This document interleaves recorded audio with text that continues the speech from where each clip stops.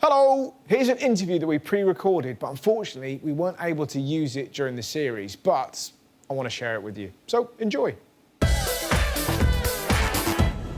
8 years ago, he was living in Afghanistan under threat of being killed by the Taliban. Now, he's studying for a degree at Manchester Uni and he's written a book about his incredible journey. I'm Gulwali Passarlay, an Afghan political refugee in the UK. I came here in 2006. I left my home for many reasons. It took me 1 year to get to England. I traveled through many countries. I use cars, lorries, bus, trains, airplanes, horse, of course, and by foot.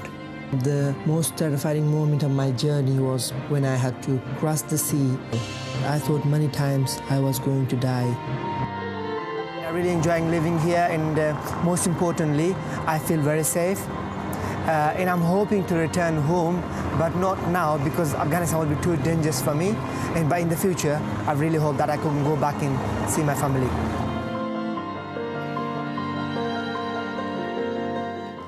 Please welcome Gulwali Passarlay. Now, it's a pleasure to meet you, my friend. Here we go.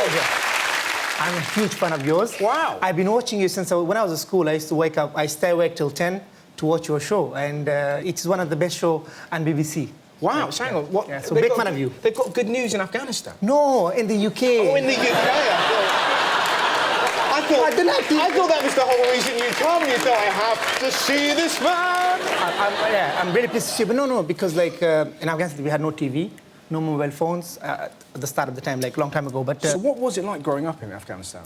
It was actually quite good. I think you learned real life skills. I was a shepherd. Spent much of my time with my grandparents in the mountains. Yep. And learned how to farm, how to grow stuff. It was a real life experience, and it was quite beautiful because I was not interrupted by technologies and mobile phones and social media, and I didn't waste it any time. So it was always very productive, spending time with families and friends and doing something useful. So what happened? What led to... Because to fill you in, basically, Gulwali left Afghanistan when you were 12? I was 12 years old. 12 years old. So what happened?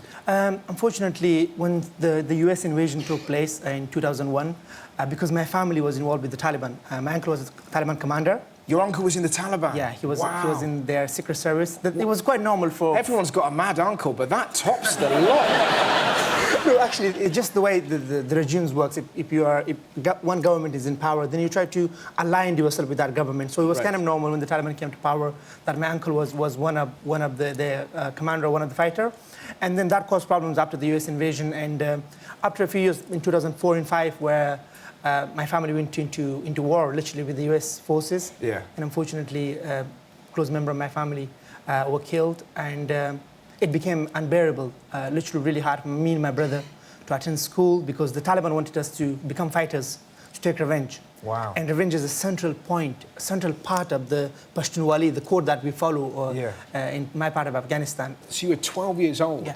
And you had to leave a nation you loved, of course, because they were asking you to join the Taliban. And how? So it was just you and your brother that left. I didn't want to leave. I think one of the way I explain it to people is that a mother has to be in a very extraordinary circumstances to send her 12 and 14 years old or 13 years old son away. Yeah. And to not knowing, well, I haven't seen my mom and presumably for the last 9 years. You haven't seen your mum for 9 years? Yeah. Oh, man. And it's hard. Of course it is. I'm still a massive coward. So the idea of, like, travel...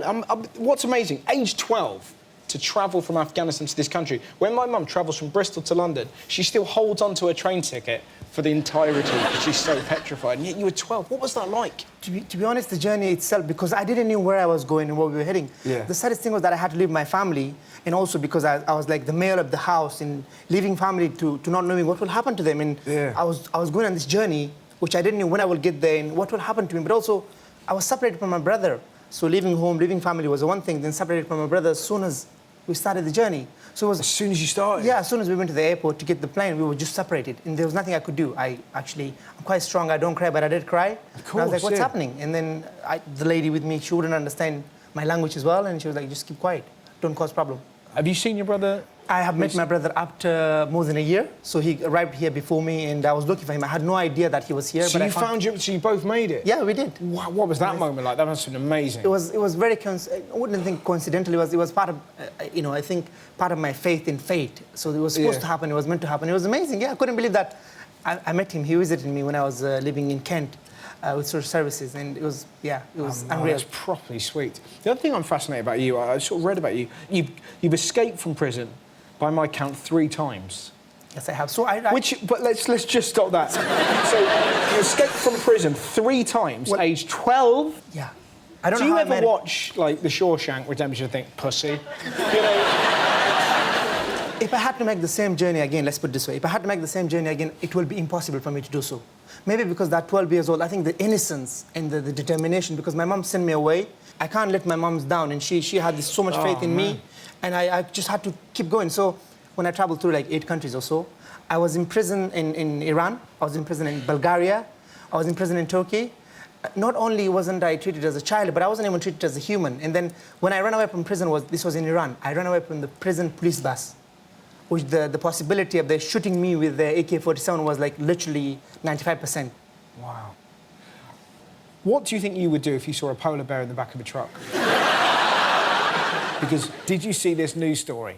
A group of migrants trying to enter the UK from Calais got more than they bargained for when they attempted to board the back of a lorry. Inside, Nissan, a 22-month-old polar bear. I saw the clip before. Mad, isn't it? How unlucky when I was in Calais, people used to, because you were so desperate, you know, that I spent 1 month in Calais, it felt like 3 months. Yeah. That's how bad it was. Yeah.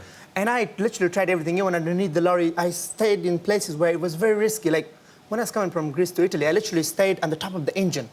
The driver was shocked when I came out. If I let my hand go, I would be underneath the wheel. So when you're faced with such circumstances, you will try anything. If I was those people, I would not be scared of the polar bear. I would just get on. I was like, hi. Let's be friends for the next 2 hours. Okay? Nice, I love that. Like hi, let's be friends for 2 hours. Well, I appreciate what you're saying, but we've all had a tough week, okay? Wow. How do you find living in Britain? Strange. What did you first think when you arrived? When I first came to Britain, because this notion, like, one of the reasons people come to Britain is there's a lot of reasons. One is that, you know, they will be treated fairly with justice, with equality, which is certainly true compared to the other countries that I've been through, where I was not welcomed, you know, I was in prison. But when I came to Britain, I did smell the freedom. You smelt freedom? I smelled freedom. What does freedom smell like? Sort of links and chips? I think it's hard to describe. I find a lot of things strange, like not least the weather, but also like how English people will put milk in hot water. Yeah. Like for tea. Like, this is strange because we drink green tea. Yeah. You know? And I love the fact that that's the thing that winds you up. There's so many things that could annoy you, and you're like, what's that? Milky piss? So, what do you think we do with the refugee crisis at the moment? I think the refugee crisis... crisis... we kind of watch it, and it's that kind of... You sort of give money, but it looks like it's going to be so... The winter is just going to be so brutal. What would you... It actually worries me, because I went through... I know what those people are going through, and yesterday, 18 people or so were drowned in the sea, children, women. I think people need to understand that Syria was a place once people used to come from Lebanon, Palestine, and Iraq to seek refuge, and now Syrians are leaving. And if Lebanon could take 1 in 5 people in Lebanon are refugees, why can't Britain take more? I think taking people is a short-term solutions, but we need to look long-term solution to solve the problem in Syria and Iraq, as well as Afghanistan, where it's the conflict, sending military and spending money on military is never going to be a solution. Solution has to be found. I went to Calais recently, after 8 years actually, and the people told me there that they don't want food, they don't want clothes, but they want to be treated as humans. They want to be treated with dignity and with respect. And I think we are letting those people down. They're humans, you know. They suffered enough.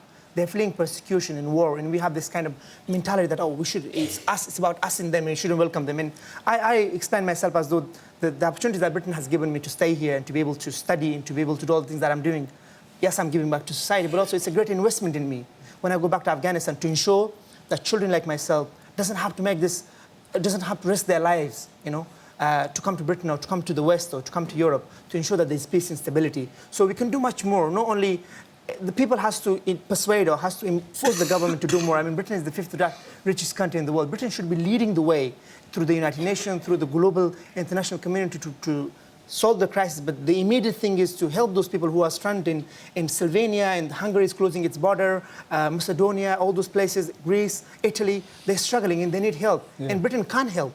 Britain have the ability, the resources, but the problem is there's no political willpower and there is no willingness to help. and to lead.